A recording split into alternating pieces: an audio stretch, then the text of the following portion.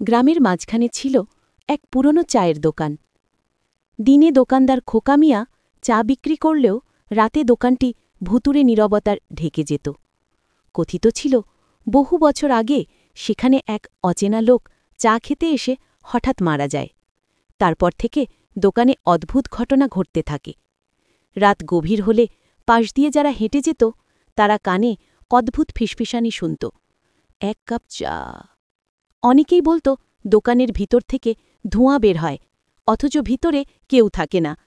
মাঝে মাঝে দোকানের টেবিলে নিজে থেকেই কাপে গরম চা হাজির হতো, কিন্তু সেটা পান করলে নাকি মানুষ পাগল হয়ে যেত। একবার গ্রামের ৩ সাহসী যুবক ঠিক করল রহস্য ভেদ করবে। তারা গভীর রাতে দোকানে ঢুকে বসে রইল। কিছুক্ষণ পরই বাতাস জমে গেল বরফের মতো ঠান্ডা।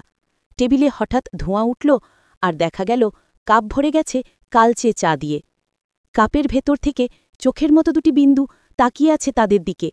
ভয়ে জমে যাওয়া যুবকেরা দৌড়ে পালাল, কিন্তু একজন আর গ্রামে ফিরল না।